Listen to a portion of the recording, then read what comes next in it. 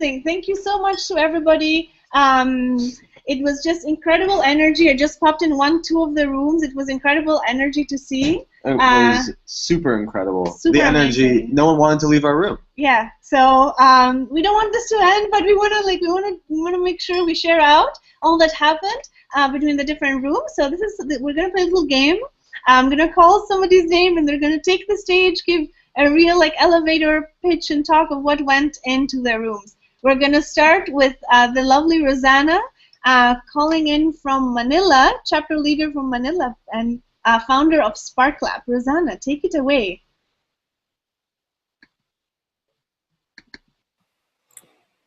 There we go. There. Hi. Okay, so the dancing robots had a lot of fun talking about, well, I think we kicked off starting off about, the question was, To see. Can you hear? Can you hear? Super incredible. Super the energy. amazing. No one wanted to leave our room. Yeah. So we don't want this to end, but we want to make sure you guys close your Hangout link because it will be like the echo from what we're saying. Oh yeah, no, I know. I turned it off and all the time. It's there is nothing more annoying than hearing your voice in echo. So no. I said Chloe's still talking. It's on. You want to start again, Rosanna? What went into the room? We're gonna start with the lovely Rosanna. Why does it keep on doing that? I think that was. Hey guys, everybody mute, please, and close your Unhangout links. Thank you. Go ahead, Rosanna. All right, cool. So initially we started talking about what's a good way to introduce kids to little bits. And so the ideas were keep the project simple, like creating line robots, having the kids understand connections between the parts, and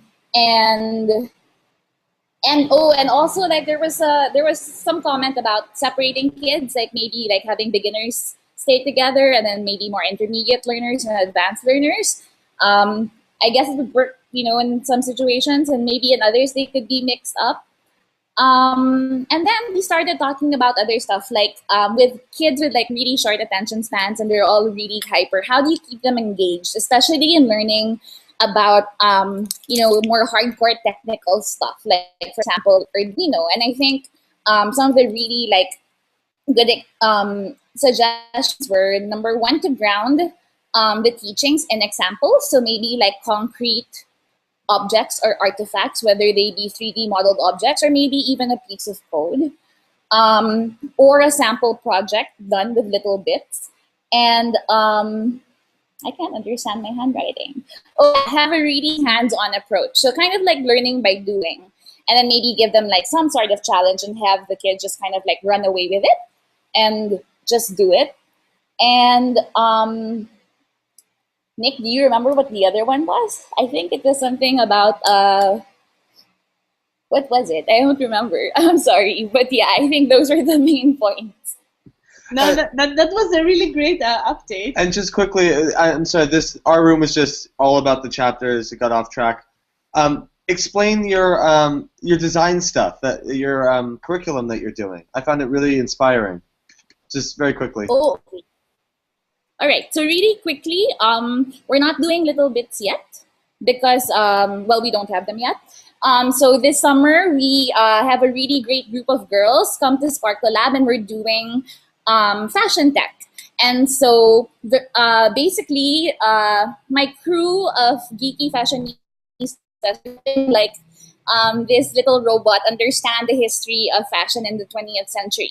And so we kicked off in the hot couture movement, and they did like this mad hatting exercise. And then in World War I, they made military-inspired belts that lit up with LEDs and conductive thread. And then we went through the Roaring 20s, and now we're kind of like, the girls are making and soldering their own speakers and creating Hollywood-inspired totes for like the era after the Great Depression.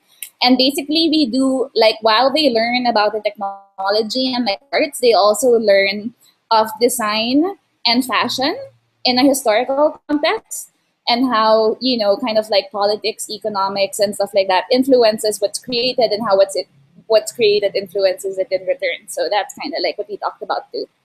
Thank you. That's so wonderful, Rosanna. Thanks for sharing. Joey, do you wanna go next? Your room was called "It's the Infamous Revenge of the Noob." So show us how it's done. Yeah, I think first, after our introductions, I think the true highlight of our session was when who was the guy who invented the mystery magical marble sorting machine on the project page.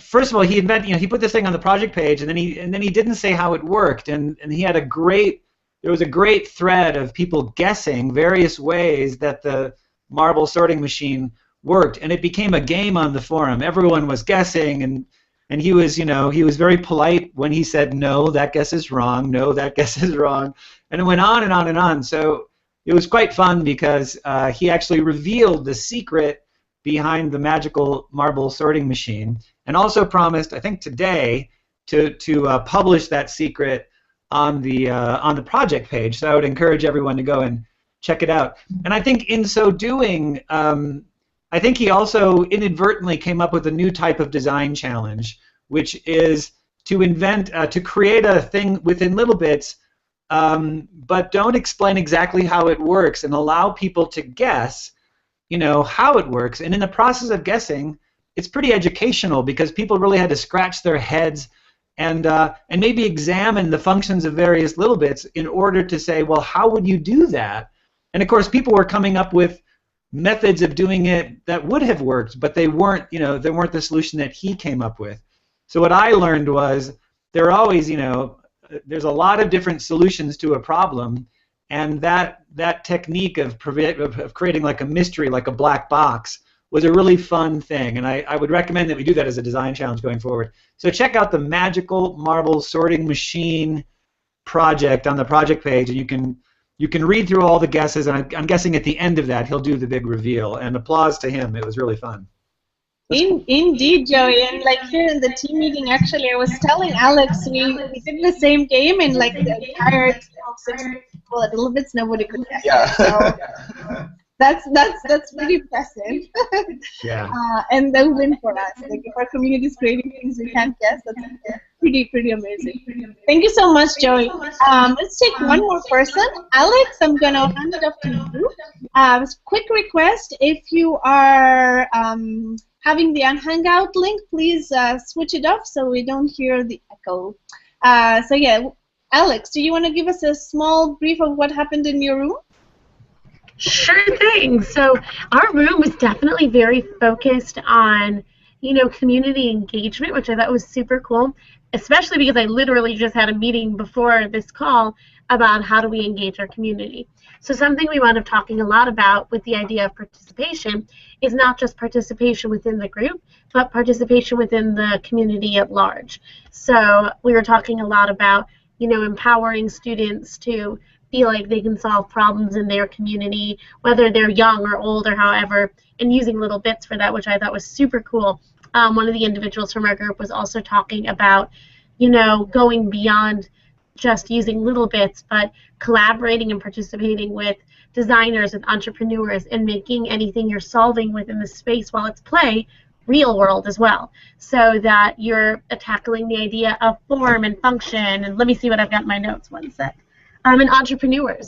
So figuring out if you had some invention or creation, how would it function in the real world, and how would you actually get this into a space with other people? So I thought that was a really cool way to think about the idea of participation.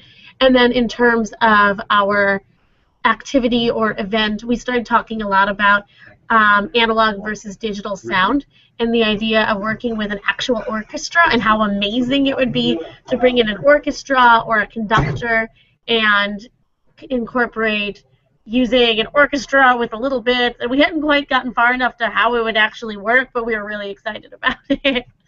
So, yeah. That's amazing. Thank you so much, Alex. And a reminder, add your ideas in the events category in the forums.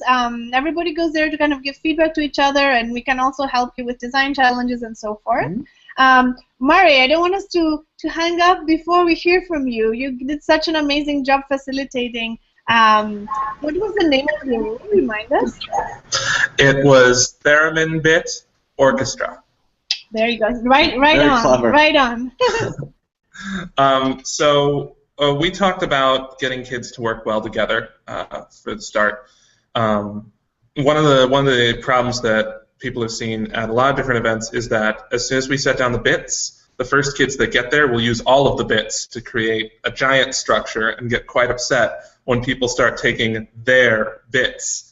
So one of the solutions to that was to break it up amongst multiple tables so that the amount of hoarding that happens isn't so big. And in terms of, after we've solved the hoarding problem, how do we foster cooperation? And having a project-oriented one that requires more than one type of person and getting kids into different roles is a great way for that as well. And then we started talking about Music for May events and ideas for them. And one of the things that came up was Music for Art, where they have some sort of art piece that also can be created by the kids, and they have to come up with or try and play music that accompanies it. Also, the idea of doing this for an animation of some kind or some sort of performance, making it silent and having the kids provide a live soundtrack for it as it goes. And then we talked a lot about using Scratch because not everyone has access to synth bits, or maybe not many synth bits. Makey-Makey's, not Scratch.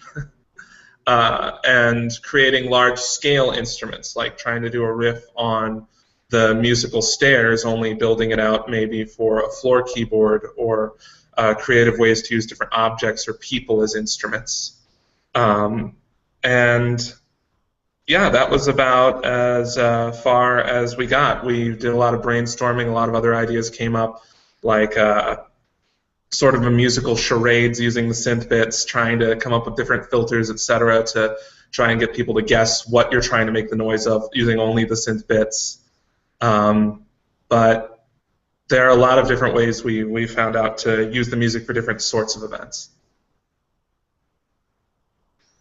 So many good ideas. Thank you so much for sharing all of them. Yeah, I love the Makey-Makey bit idea, because what is beautiful with Makey-Makey, it's like especially I think great with kids and events. You can turn the whole kind of world into an instrument, and just like imagination sparks. So with that said, it's time for us to wrap up. We're going to see you all next week. Well, whoops. Sorry, Erica. There's a lot of like muting happening while I'm talking. So shortly you'll start hearing me speaking Greek, I think. So yeah, thanks again so much everybody for joining.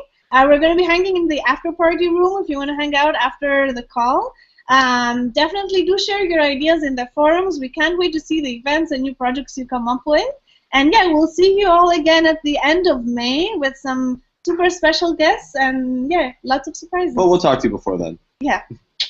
Bye. Ciao. Thank you. Bye. Bye. Bye!